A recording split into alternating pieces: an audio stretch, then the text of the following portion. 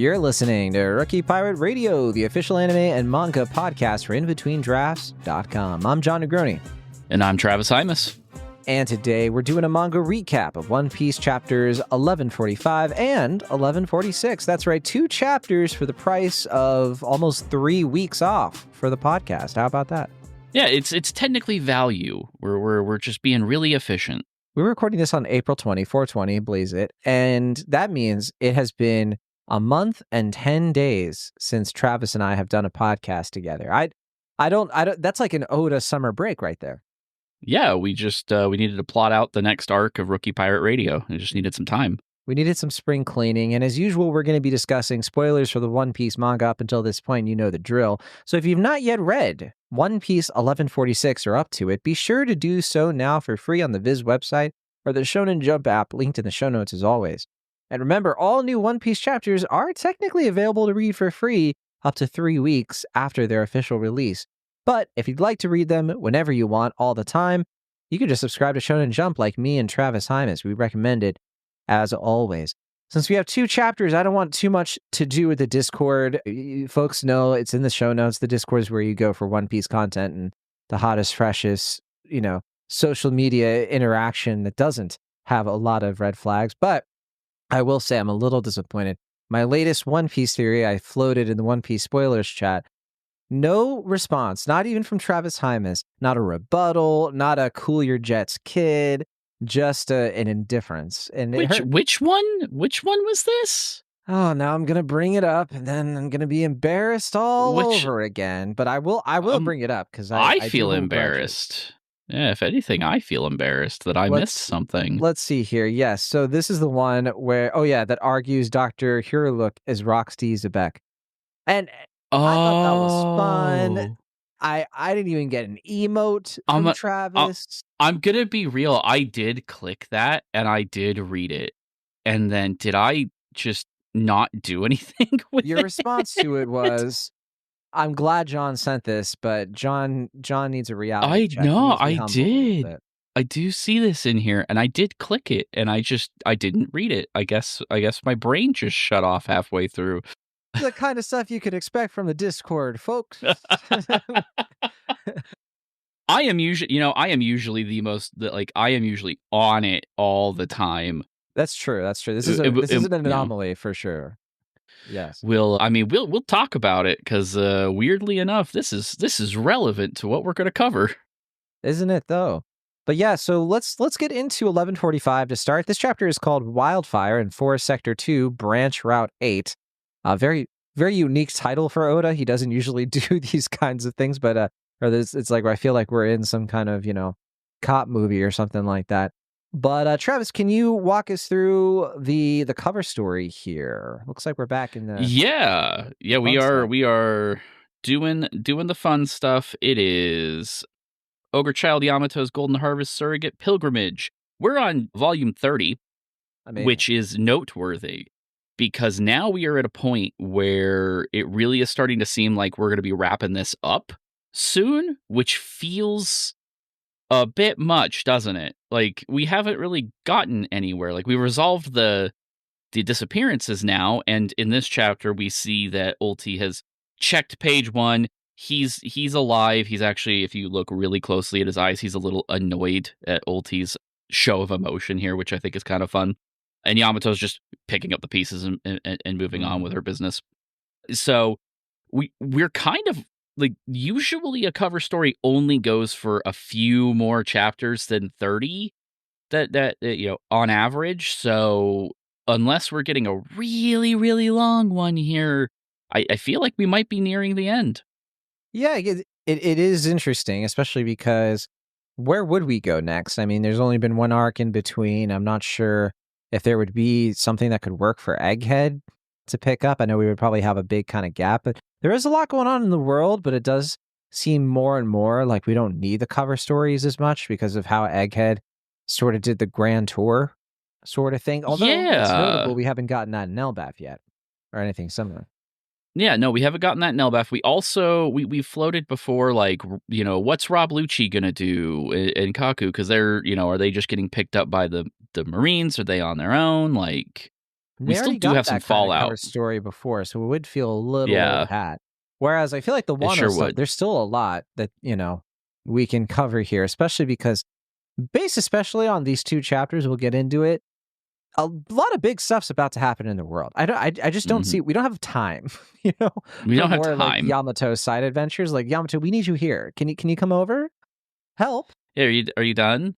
Yeah, are we good? Did you do your own, summit? And that kind of makes me wonder if this is, and we could get into this when we talk about the other chapter cover too, but with the kind of Odin-esque adventure that Yamato is on, I'm wondering if the goal isn't to get Yamato off of Wano, but to get Momonosuke off of Wano for reasons we'll discuss.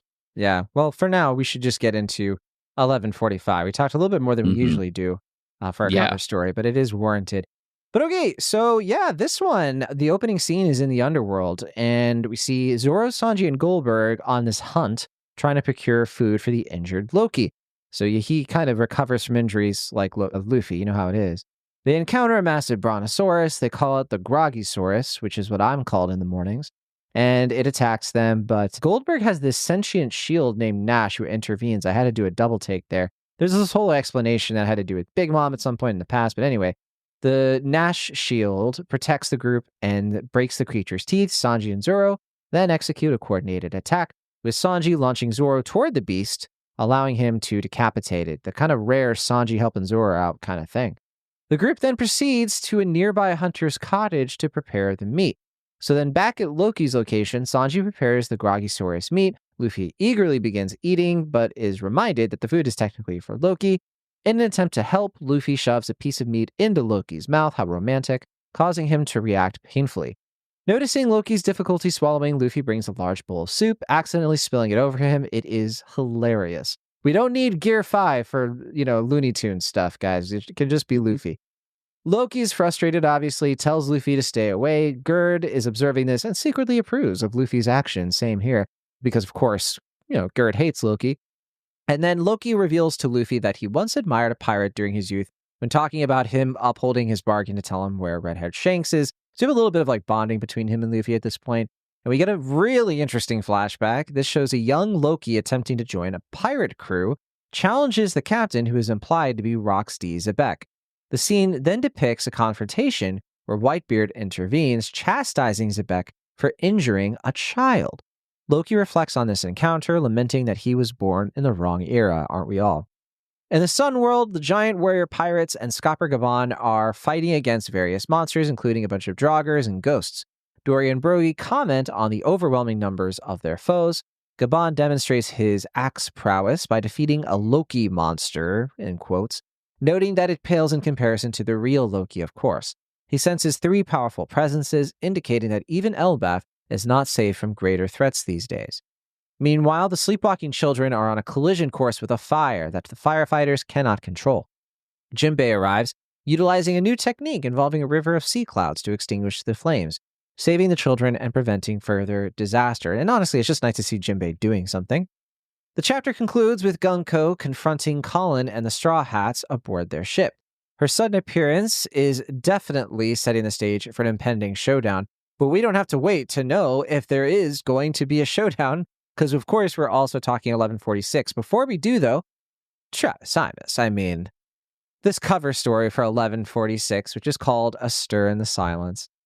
I just want to say this is not the rare Travis W. Travis gets plenty of W's, but it's the rare Travis W. where it's clean.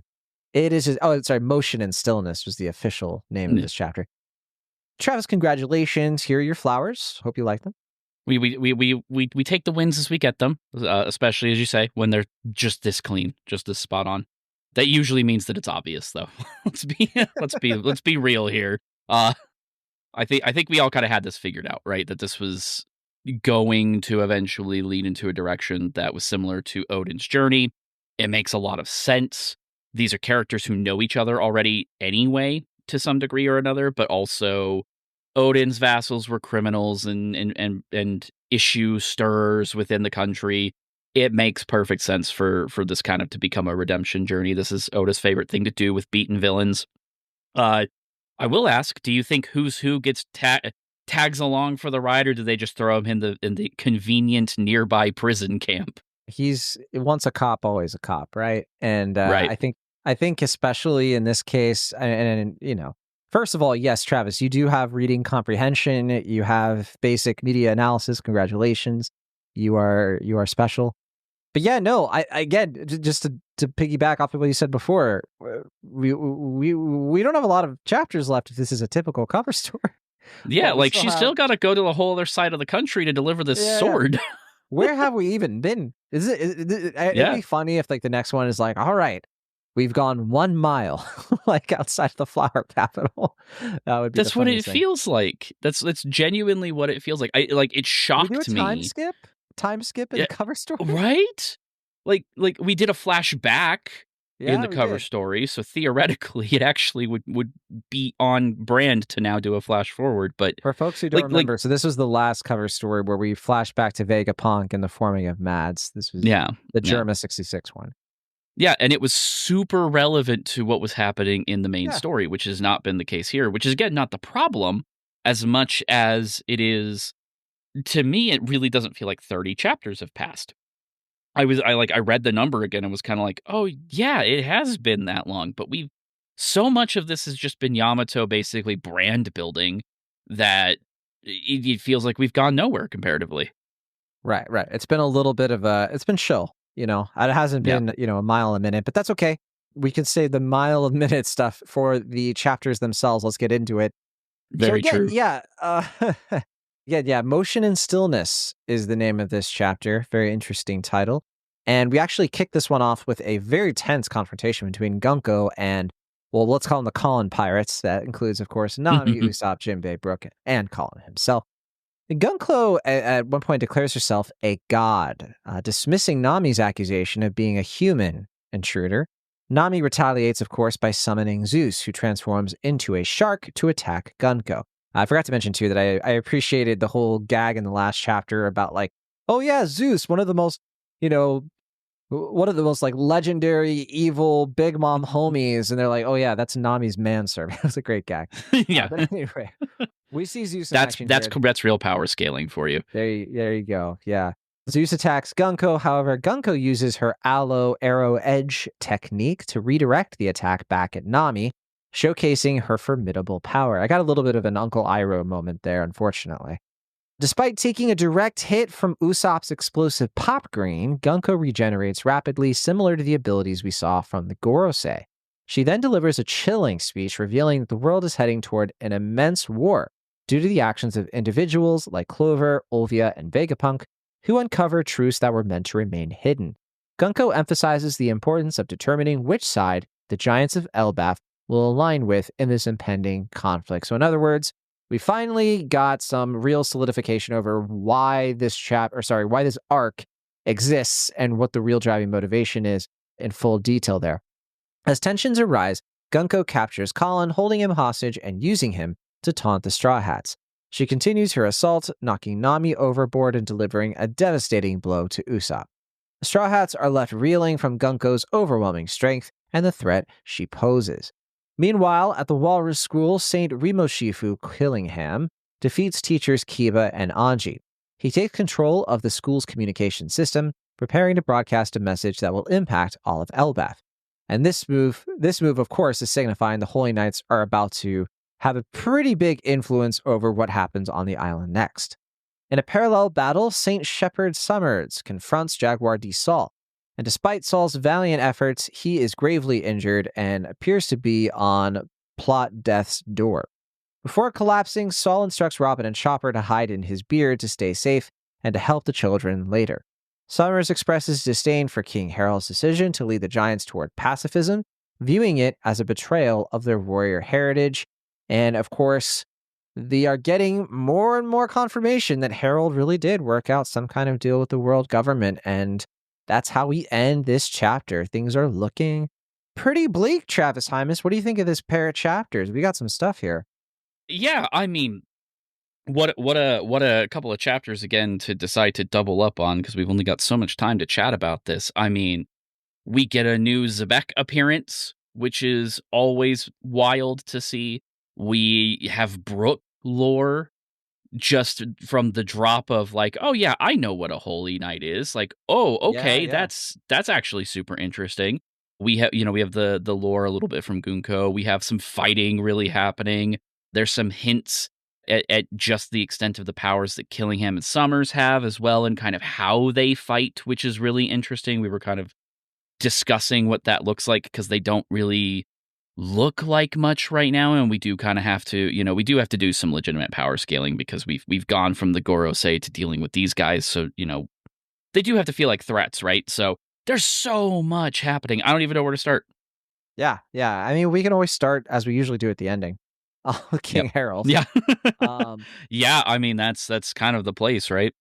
it's sad in a lot of ways that it's looking more and more like whatever happened between him and Loki was not a black and white thing. It wasn't a Loki was totally evil and he was totally good, or he was totally evil and Loki was totally good. I mean, it's One Piece. What do you expect? But it's looking more and more like we're going to have a really tragic backstory that's going to really paint like this was a complicated, fraught situation. Tears were shed, and it probably speaks a lot to like why Loki is a bit unhinged, and why that kind of affected him. I also am curious, like, what else are we going to learn about Loki's time at sea? We get the confirmation that he didn't get as far as Mary Joa. So where did he go? Mm-hmm. Right. And how is that going to be relevant moving forward? But I'm definitely curious. Yeah, the wording is really weird too. I don't know if you're kind of more of the prose guy than I am. So you tell me. But, he says, at least in the official translation, isn't that right, King Harold? And then immediately after that says, and then stupid Harold had to go and screw it all up. Yeah. At my first reading, it almost sounded like he was talking about two different people, which doesn't seem right. Like there was a Harold the First and a Harold the Second, but that just seems weird. I feel like it's just they did it that way to make sure they didn't lose sight of the subject of the sentence. Yeah, I think it's more Oda having a goal with this to kind of, I don't want to say shoehorn in this stuff, but it does feel a little bit of like, oh, I need to write this in, and I'm just going to have Summer sort of, genuflecting on, this imaginary version of Harold, and then kind of like basically witnessing this moment of like the warriors of Elbaf have gone so low, right? And blaming it on King Harold and all of that. So it comes across to me like he's annoyed in the sense that Harold made some kind of deal with the world government that, they would side with the world government for some reason, and then Harold screwed it all up by essentially instituting an era of peace, where the children would be brought up to be scholars instead. Yeah, and it's interesting. Gunko makes mention of the scholars being the ones who figured this all out in terms of what the future holds for everybody, right? She implies that the entire idea or goal was to do this completely under the radar, which I think answers a lot of our questions. I'm just very much, as we're seeing all this stuff unfold and the communication channels are starting to be set up, and pretty soon Luffy and his are going to know what's going on. Loki's probably going to be recovered. I'm kind of curious if we're going to get this like all out fight where we can have a lot of the Straw Hats reuniting at some point, because I would really love to see, the chessboard really hone in on everything. Right now, everything's really scattered. We keep going from place to place. It's been hard to recap these chapters because there's so much going on. It's like 3 key locations, but it's really like 5 or 6. And it's tough, to kind of. Well, that's kind of Elbaf's scale, right? Like that's like it should feel like they're on entirely different sides of a country from each other, which I think is why, despite that, it's not like you have them. It's not like the raid in Wano, right? Where you have 1 to 2 Straw Hats on maybe an entire floor of the castle, and that's how we're divvying them out. We're kind of keeping 2-ish, 3-ish major groups together. I mean, really, we just have characters too. There's a lot of there's a lot of additional characters, and then you have, the monster trio or the monster duo, and then the 4th place, or however you want to do that. however you want to work that out. They just so happen to not be around. They're down getting the lore stuff, right? Meanwhile, basically the rest of the crew is in the same place now. You know, Robin and Chopper are not on the ship, but they are there. They're nearby. They're close to where the fire was put out because Jimbei's the one that did that. So we, like, ironically, the Straw Hats are doing this all closer to each other than they have in a really, really long time, which is kind of wild to think about because the scale does make it feel way more stretched out. Right. It won't take long, to your point, for them to all kind of unite at some point, and it's going to feel pretty earned then. Mm-hmm. Despite that, you know, I do kind of miss, I kind of understand when some folks criticize or sort of reminisce fondly of the days when these arcs were just a little bit more streamlined, a little bit more kind of, a little easier to follow, just in terms of who's doing what, where, why, when. Right now, it's kind of getting fed to us in morsels. It feels like yesterday when the Straw Hats were literally just in that diorama, you know? And I'm like looking back and I'm like, you know, what really has transpired? And we've seen that be the case. Like, I think Egghead was that arc where it was really easy to follow. I felt like Egghead was really clean in that respect. But, you know, of course, I think Egghead just really stands out for a lot of reasons. Yeah, Egghead really is an escalation in every sense of the phrase. I mean, we had so much that we just did not expect going into it. We thought that that was gonna be a breezy, 20 chapter breathing gap after Wano, and instead it went just as hard, had just as much reveals, if not more. Yeah, it really Oda was being the like, kickoff. Yeah, Oda was basically like, all right, I'm sorry I messed up Punk Hazard. I'll get it right this time. Yeah, and here's right. our It kind of Dressrosa, does. I guess, where I feel like we're about to get the big, Doflamingo announcement of like, all right, Mhm. Elbaf, turn on the Straw Hats or else, or something. Ooh, you know what? You're actually right. We now that the fire is out, we are missing our countdown. Right there's usually a countdown for these things to set a timer for. I think Oda sets these timers for himself so that he actually does eventually have to end the story and move on to the next part. But we are in need of that little countdown. So that's a good call out. Let's talk about Gunko a bit. I think a lot of the rumor mongering around is Gunko not that bad really took a hit. I mean, I still think that there's something to be said about Gunko psychologically that has her, that is probably going to inform her fear of Nika, but the soft side she has for Brook's music, Brook is right there, by the way, and just the fact that, she definitely sees herself as a true and out celestial dragon. Now, whether that means she's always been a celestial dragon is still up for debate, right? And there are certainly some hints that might not be the case.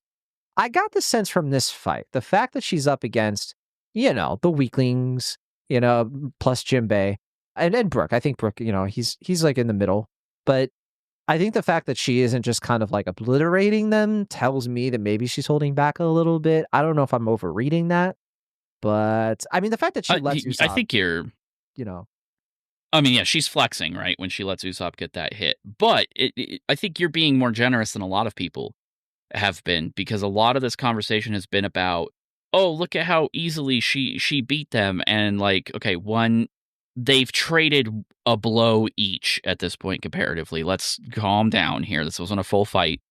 But also, what do you expect? Did you want Nami to just knock out Gunko and we move on? Would that be acceptable? No, you'd be saying, "Oh, these aren't really scary threats. These aren't enemies. Oda's washed." Like what do you expect to happen? We need to, we need to set a threat level here. But I do think it's interesting what this does reveal about these weakling characters, so to speak, is that they are now being more active participants in the story. You could say that, especially on like the last part of Wano, as we were getting kind of just as the fights were ending and we were getting kind of just down to Luffy and Kaido, most of the Straw Hats take a a backseat, right? Like they've resolved their stuff. We've capstoned the Sanji like identity crisis stuff. Chopper saved the day from the Ice Oni, kind of side quest that is kind of debatably whether or not it needed to be there or not. And they're just kind of here. And Egghead, you can make the same argument. There's not really like different fights that are happening. Most of the time, they're they're fleeing, they're just kind of hanging out. Now, we're not just having some exposition happen and the Straw Hats are like in the vicinity. Like Frankie has got 2 of the biggest reveals ever. He's just kind of been witness to. You have Gunko kind of doing exposition for exposition's sake, but she's doing it at characters who are going to pay more attention than Luffy is. Nami even, acknowledges it. Jimbei actually acknowledges it. It's a conversation, and they're taking action. Usopp, we're on Elbaf, and Usopp says, "Do you think we would be intimidated by celestial dragons?" Like, think about that.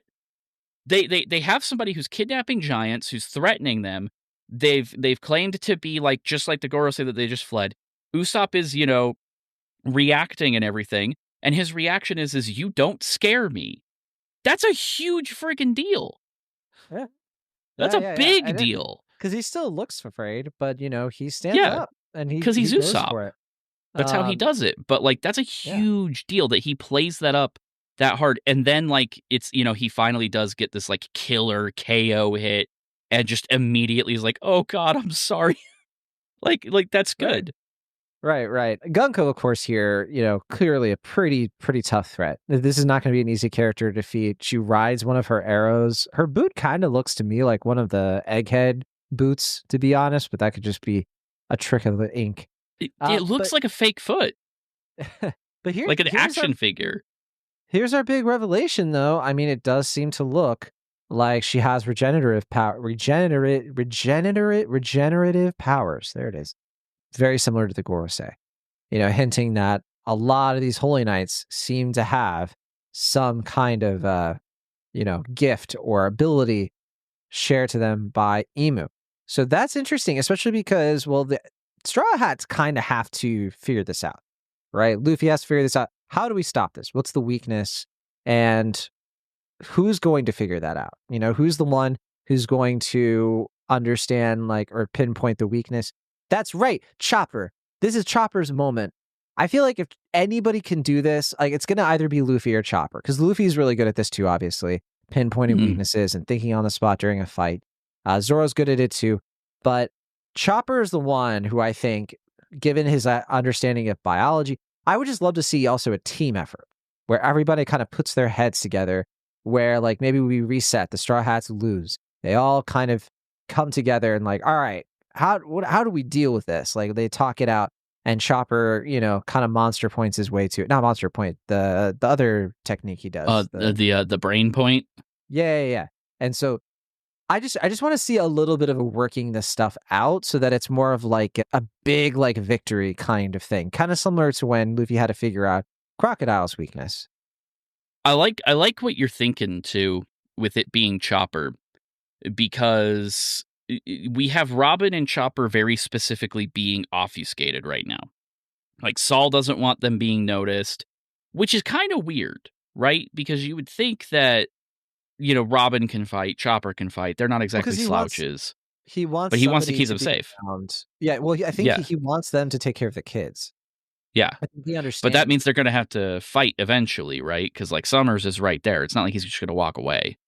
I think for him, it's trying to make sure that someone is still around, or that it's probably going to have to be a stealth thing, and understanding that Robin and Chopper are characters who they're not always the best in a direct one-on-one, especially against an opponent who's going to be more powerful than them. So I think it's a desperation play. Yeah. And the stealth aspect is kind of what I mean. That's going to give them the space that they need to potentially piece this together and come to the realization that they need to. Yeah, it's genuinely a bad matchup, and so there's not much you can really do. You can do there because he's a brawler, and I think Robin doesn't have the best defensive skills, and Chopper too is just a little bit he works on a time limit. And I think Saul kind of understands that. Yeah, sure, if he had Zoro with him, maybe it'd be a different story. Although Zoro would probably like to hang out in that beard and take a nap. Oh yeah, right. And hey, look, there's still Jimbei. Jimbei's, up against Gunko, but I don't know how far we're gonna get with something like that. But we, I'm curious about too, if Gunko is essentially gonna just walk away from this and just be all right, I've taken care of you. I have other stuff to take care of. Your whelps beneath my feet. I don't need to do this anymore. It is curious that she attacks them at all, to be honest, because they're just sort of like, I guess because they put out the fire and she's annoyed by that. Is it really all that is? That she's annoyed. How dare they? Yeah, those little whelps. But then I could just see her be like, teach them a lesson and then just kind of leave them because she's like, they're insignificant to her. But yeah, was there anything else you wanted to talk before we get to comments? I guess we should talk about Xebec a little bit. That's kind of a big deal. Yes. I mean, any new stuff with Xebec is going to be widely, scrutinized, analyzed, and all of that. So we get a little bit more of Xebec's personality here. Attacks a child. So yeah, there's no joke kind of character, which we already knew, right? Because like, I think the last we kind of got with Xebec was like with him and Roger, where Roger was kind of being like, you're going too far and all of this stuff. Now, the theory that Hiriluk is Xebec, for folks who are like, why? Of course, Travis didn't respond to that. That's the dumbest thing I've ever heard. I'll walk through the short version of it. So I do think it's please do. I think it'd be really cool. I think it would be a really cool thing. So the theory, this is from a username on Reddit, Wizard of Lulz, great name, who says Dr. Hiriluk and Roxy Xebec are the same person. Adding on to the last part. Oh, sorry, I'm reading the heading before they get there. So he says, I'm not joking.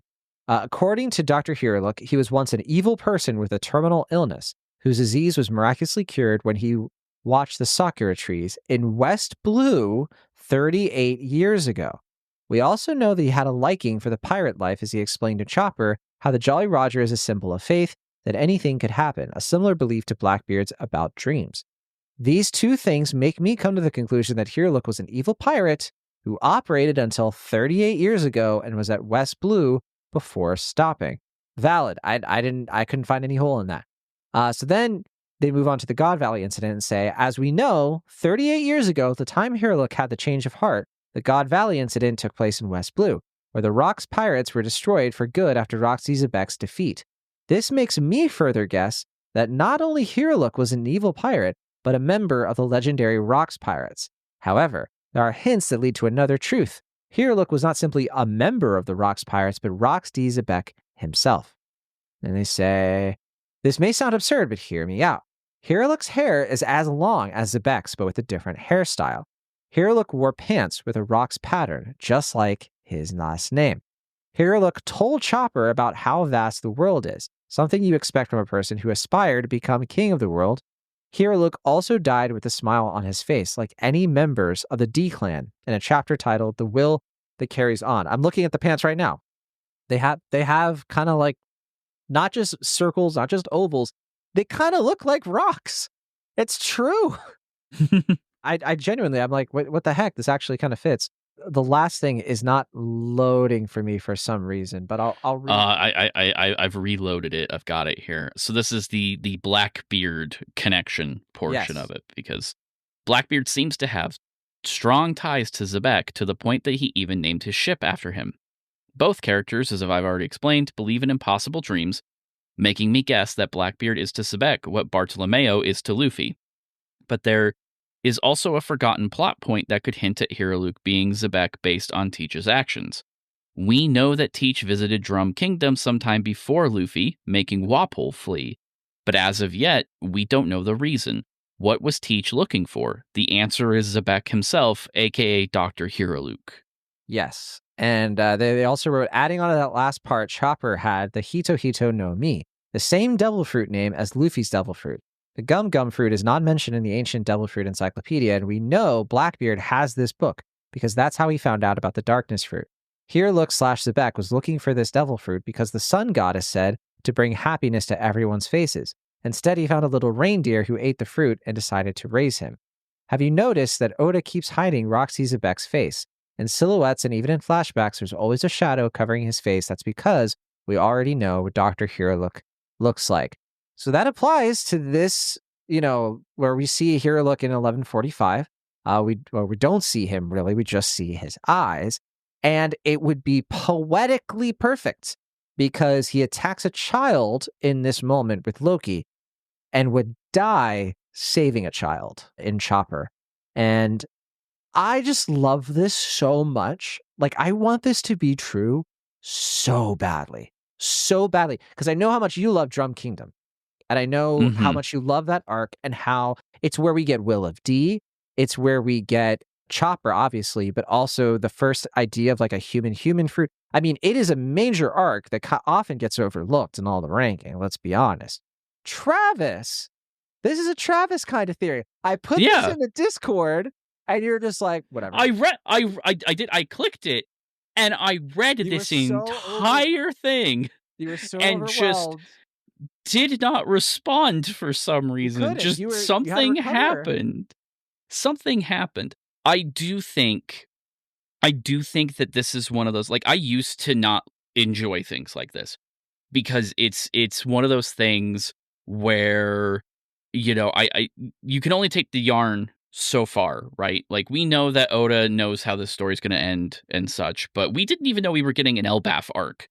He didn't even know we were getting an Elbaf arc right away, right?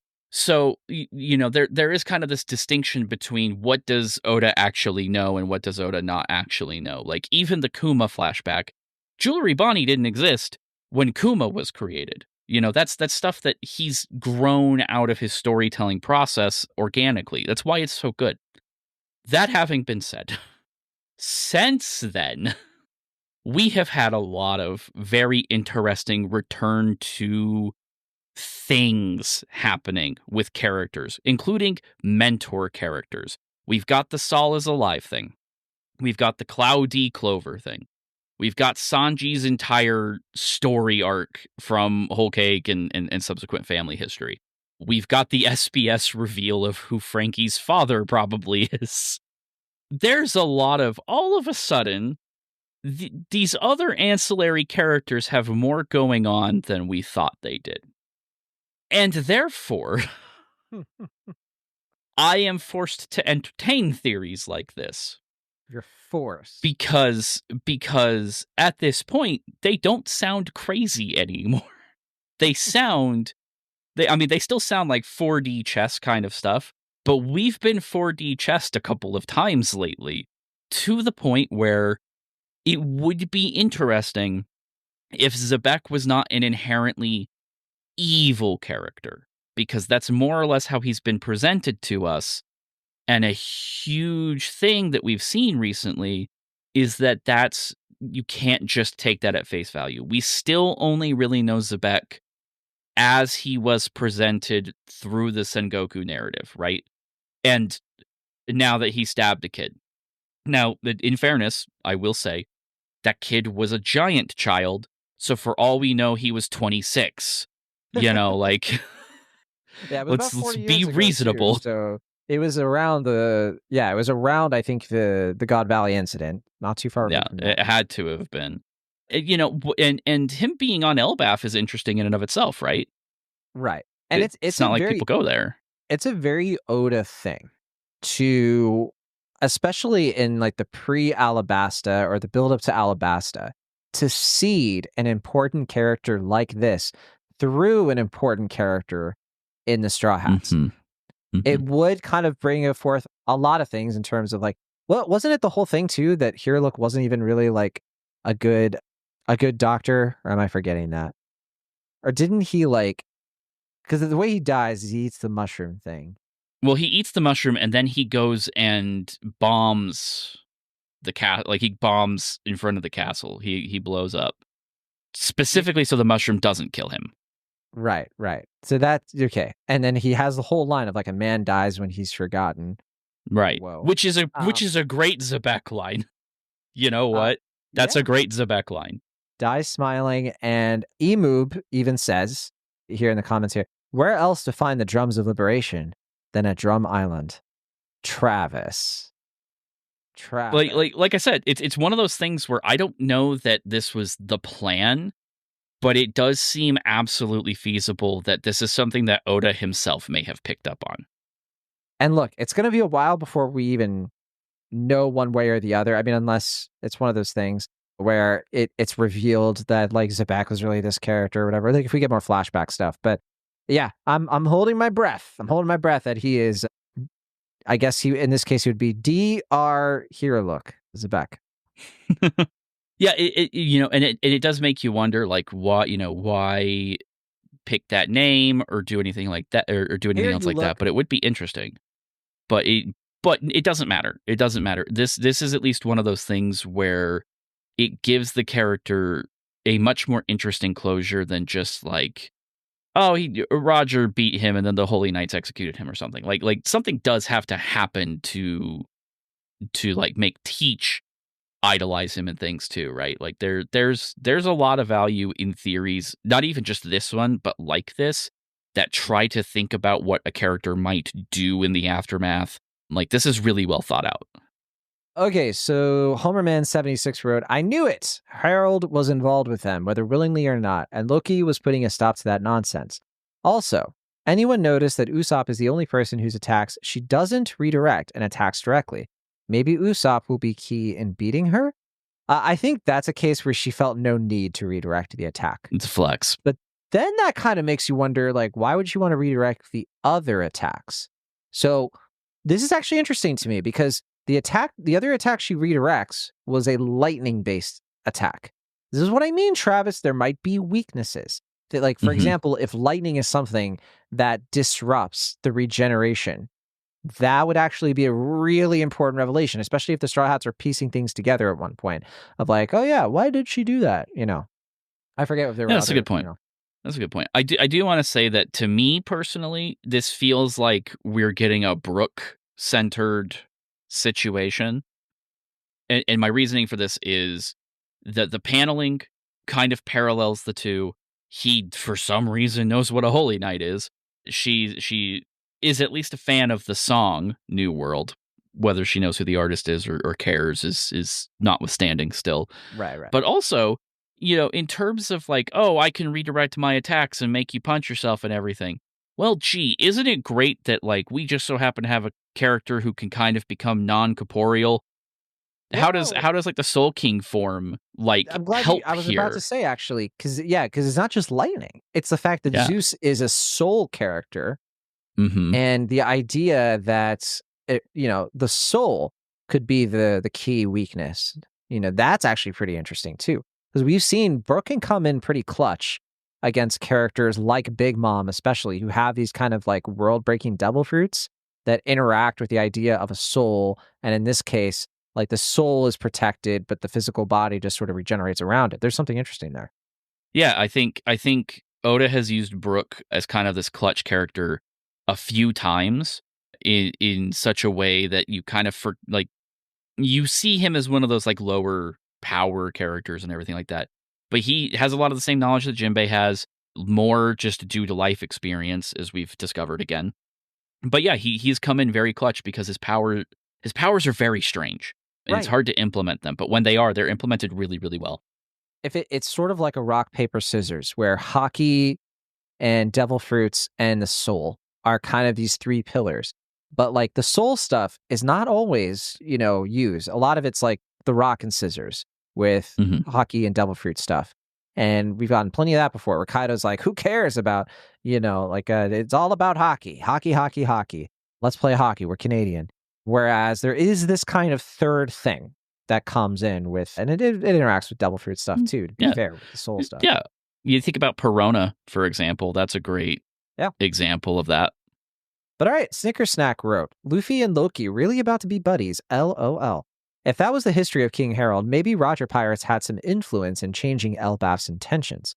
Colin getting kidnapped? I'm expecting a reaction from Gabon. I'm really hoping Jimbei doesn't get nerfed here. I realize the monster trio are to take the scene here, but not to the expense of Jimbei's image. Unless this is the immortality skill like the five elders have, it is messed up that the arrow fruit to give a Logia type of body to Gunko. The only other Paramecia user I can recall who had that effect was Katakuri. Every other Paramecia users were touchable. So, hey, I don't have too much to say on that. It's the regeneration. Yeah, it's the regeneration. It's the sound effects are the same. If you go back to Egghead, and not Saturn, but Jupiter. Which one of them's the bird? Which one of them's the bird Sumade. one? Sumade, yeah. The sound effect for their regeneration is the same. It's that same kind of like crick sound.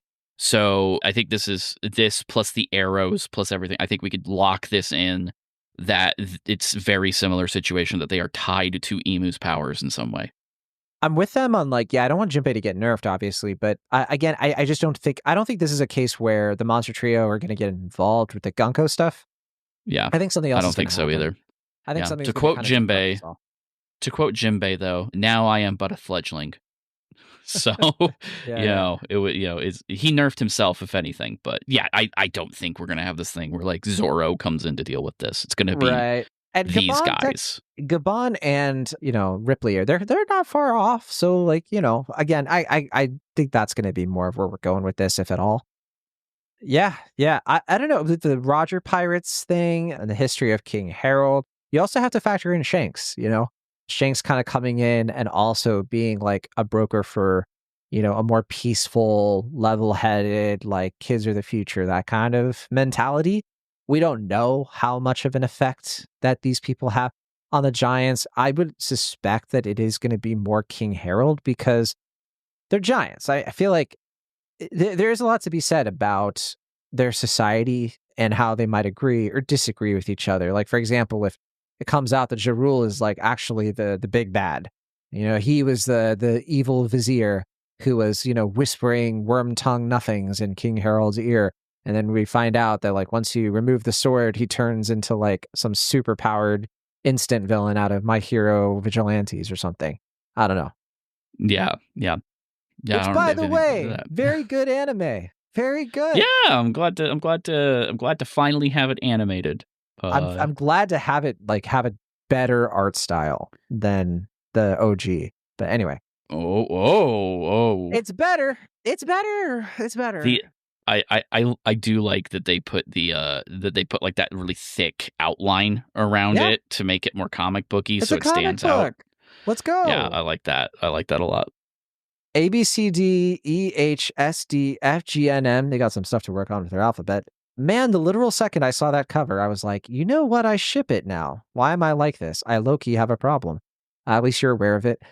Kenshin Goku wrote, this regeneration thing is getting annoying. I'm sure a lot of you probably feel the same way, but Gunko must be related to Emu. That whole arrow thing resembles Emu so much, I can't ever stop thinking about it. Now seeing the regeneration, I wonder if the God Knights have some type of transformation like the Elders. That is, yeah, I mean, we'll see if like they also have something like that, but that's a great thing to posit, right? That the idea that it's not that all of them have regeneration, but maybe if it is something specific to Gunko, that Gunko's kind of special in some way or is being groomed as the next Emu, something like that. Yeah, I buy that kind of idea. Especially because like Emu's supposed to be a woman, so if we had like a mother-daughter thing going on here, not really like blood-wise, but you know what I mean. Well, okay, supposed to. Let's we don't know. Well, but it does sound like it's one of those things where it's a Faustian bargain, right? Because that like being able to do that regeneration and everything does also seem to be the way that Emu was able to take Saturn out remotely. Yeah. So there does seem to be some sort of a deal that is worked out as a part of this. And it would then kind of stand to reason that maybe not all of the Celestial Dragons have taken that deal, or all of the God's Knights, I should say. But it would also explain why Garling was able to just step into the role so easily instead of just like have everything revealed, because he already knew. That seems to make the most sense. Right. Or he got debriefed and was like, yeah, I buy that. Illumini No Gaming wrote, Saul dying again is not happening. Not after Robin just reunited. I have terrible news for you, Illumini No Gaming. But look, I'm not saying it's a guarantee or anything like that, but I'll just say like Oda's drawing the cemetery right now. That's how it feels. That's how it's felt since like, the tearjerker reunion. Now, look, nobody in One Piece is dead until they are dead. So I'm not making that prediction. Well, man dies when he's forgotten, Travis. Evil Straw Hat wrote, not too much action this week. What? Hope we get to see more. Wait, this is what? What? I hope we get to see more of the Straw Hat soon. Wait, are they commenting on the wrong chapter? All right, yeah. Let's see here. More chatter about Roger's base. I don't know why we have to bring up Roger's base. Like, who cares? Hire says, so it's not just the Gorosei. It seems like a contract or something that only Emu can undo, like a pledge of your life for power. Yeah, I mean, Travis. Yeah. I think you're onto something there. Yeah. You know, the deal with the devil. Yeah. Yep. Taga Hanga wrote, maybe that's not the Arrow Lady's real body. Man, their powers are weird. She was summoned, so there is something to that. I mean, Saturn was able to have that ability even though he was there in person. So it's hard to kind of speculate, you know, because that would sort of be a little bit of it's getting a little too complicated. It's like maybe Saturn was able to do that, but they can do that when they get some. I don't know. That's getting a little overcomplicated to me. Yeah, I feel like we do need some kind of delineation between the Knights and the Gorosei. Maybe that's the transformations. I don't know. Kind of up in the air on that. J86 said, leave it to Brook that he knows something about the Holy Knights. Honestly, yeah, and I think that he's a little bit older. Maybe something happened with the Holy Knights, the God Valiants. It's something that would make him aware of them. He was the leader of a convoy in, quote unquote, a certain country. We know what those words mean. Certain country means this name will be relevant later, so I'm not telling you now. Blue Currybo, the fight was off screen, but if Saul hit Summers even a single time, they'd know about their regeneration. I want Chopper and Robin to help, but if any damage they dish out is immediately undone, then there's no point to them joining the fight. That's a good point. You know, it's a kind of address what you were saying, Travis, of like, oh, Robin and Chopper are there, but yeah, if it was kind of like revealed early on that like it doesn't matter what Saul does, Summers just kind of regenerates, then that would explain like, oh yeah, they need to kind of hang back and wait because, you know, there's no way to defeat him head on right now. Yeah, I want to call out really quick on the Summers thing because we didn't talk about this, but we do see that he seems to have like either like used hockey or some other means of like turning one of the thorns, like some of the vines with the thorns on it, into like a Kaido-esque club. Oh yeah, it looked like a Thunder Bagua attack. Yeah, so it's possible that Saul might not have even been able to get close enough to do a hit. Right. And I mean, I think Saul, you know, he's far from his prime, you know, and I think that he probably still has like scars and injuries from Ohara that have never quite left him. So yeah, I think that that's perfectly valid. We only have one comment left here. Not one chapter. That'd be crazy. Black Knight Halberd 42 wrote, cheating. There's got to be some way around the regeneration or else this will get so obnoxious.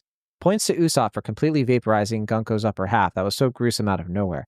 We might be finally getting into Brook's vague military background soon if he's getting focused by knowing how the GKs are, the God's Knights. Apart from Jimbei, I think he's the only Straw Hat whose childhood we haven't seen. Some are saying Anji might be a traitor or mole for the Knights, but if killing him is keeping her down, that seems less likely. I'm so looking forward to Summers in particular getting his due after this. Could be he's just not exerting himself against Saul, but it feels like he should be able to sense Robin and Chopper. Maybe giants have such big life forces you can hide smaller ones in them. Really hoping Gunko keeps up the evil, not thrilled by the idea of her turning face at all. Knew something was up with Harold when we learned he broke his horns off. To know if he actually failed in whatever deal he made with Celestials or if he got cold feet and reneged on it. Still doesn't mean Loki is a clear good guy for killing him either, since he waxes nostalgic about rocks of all people. Yeah, that's a good point. So, yeah, I mean, one by one, I'd say with the regeneration thing, yeah, I agreed. That's why I think them trying to find a weakness this arc would really help, because I agreed, yeah, it's just going to get obnoxious and annoying if there isn't some kind of like revelation of like, oh, this is how we can maybe stop it or kind of nullify it in some way. Yeah, it really feels like that's why we're doing the God's Knights here. Again, it feels weird because we've already done the Gorosei thing, and of course that fight was really meant to be like an escape route rather than a full on arc where we fight people and all that jazz. And I think that this is where we start actually dealing with that. Again, the Straw Hats are directly involved in the regeneration thing now. They're seeing it, the ones with brain power, I should say. They're seeing that. They're actually thinking about it in terms of how do we deal with this? We have to deal with this right now, that kind of thing. So I do think that that's kind of their purpose in the story right now for us, and we're going to find that weakness or find some sort of indication of it. But it's definitely going to be kind of this lingering mystery until then. Yeah. Yeah, I've never thought about it before, but that is true. The Jimbei and Brook are the only Straw Hats we've never seen as children, unless you count the Seraphim Jimbei, which I don't. Yeah. Some are saying that Anj might be a traitor or mole for the Knights, but if killing him is keeping her down, that seems less likely. I agree. Yeah, I don't see that happening. But yeah, you never know. The whole thing about him not being able to sense Robin and Chopper, part of me kind of, because I'm reading that and I'm thinking to myself, well, what if it's not really like they're good at hockey, especially because they're characters who, when have they really been tested? I was thinking about this where I was like, how do they get so strong? And like the Marines, you probably have like some GARP figures, like Garling in this case, who kind of train you up and do all of that. But in terms of hockey, a lot of the time, you only really get it from like strict adversity and like moments that really define you, which I would assume that's why Garling is so powerful, because God Valley probably was like a major turning point for that character, because willpower is such a thing with hockey. But if you don't constantly fight and do all these things, I wonder if a lot of these characters are a bit pampered even still, like they don't do a lot, they don't face a lot of challenges, they don't go on adventures, they kind of just get dispatched to these locations. And so the idea that like maybe they don't have amazing observation hockey, I could kind of buy that, because they just sort of have these like cheat code powers, like these devil fruits mixed with, emu stuff. That just means that like they don't have to, like they don't really have to suffer that much. Maybe they do a little bit, growing up, but then once they get these superpowers, they kind of coast for a bit. They kind of Gecko Moria out, if that makes sense. Yeah, I see what you're saying. It's what Kaido was saying, right? Like devil fruit powers don't make you the most powerful. Hockey does. You were talking about that. We're all playing hockey because we're Canadian now. But there is some point to that. That's kind of where we're at. Half of the characters fighting Gunko right now don't have devil fruits to begin with. So this is going to be a thing. I'm not going to say that like everybody's going to unlock armament hockey or something. Yeah, well, they haven't been using like legit hockey. So that's another thing. Like Jimbei uses Conqueror's hockey. What happens then? Because we even did see that, like, technically when Luffy was attacking the Gorosei and everything, I don't remember if he was ever straight up using like hockey powers. I think he was using a lot of devil fruit powers. But when he was attacking Saturn, for example, I think he was using hockey. But what happened, like if he had done his like Ryu or Conqueror's coded stuff like that, I don't remember if he ever did that. Well, we have the Emmett hint, right, where using Joy Boy's hockey was so powerful that it reverted them. So there is some sort of, I don't know about rock paper scissors or like Pokemon type alignments or something, but there is some sort of influence it can have. Yeah. That's a great point. I'm glad you brought that one up, because we have seen some brain point for this. So there you go. Big comment. Oh yeah, knew something was up with Harold when we learned he broke his horns off. Yeah, we still have the ancient giant stuff lore that could get brought into this stuff somehow, and the deal with Celestials. I don't want to speculate too much, because I do still think we're gonna get a flashback that really just makes all this crystal clear. But we're getting more and more hints. I think it's coming. Yeah, I think we are. I think now that we know that the Herald stuff on both ends of this conflict, with like Summers mentioning it and then Loki mentioned it right before, it really does feel like that's like right before the fighting really starts, we're going to do the flashback and roll through that and get that over with, and then we can get to the fireworks and get this over with. That's a simple system, but it does work for a reason. I agree. All right, I think that'll do it then for this week's episode of Rookie Pirate Radio. I forget if we're on break. I'll have to double check that for next week. 11:47. I don't actually know. But assuming we aren't, there's plenty of stuff we could do if we're not getting the next chapter immediately, particularly because there's a lot of spring anime that's been coming up. And it looks like we are getting a new chapter in 7 days. Okay, so there you go. So we don't have a backfill yet. But there's a lot of new anime stuff out there. I'm watching some stuff. Travis, obviously, I want to talk to you about Anne Shirley. That would be a two-parter, obviously. You're not on mute, but I can't hear you. I think. Oh yeah, no. It's I was gonna say, Anne Shirley. Yeah, of course. You got to cover the whole backstory of how that anime came to be. That was a real surprising one. That was a real surprising one to see. Yes, and I'm loving every minute of Travis Hymas. But anyway, that's enough out of us for this week. We'll see y'all in the next one. We'll say away for now. Bye, everybody.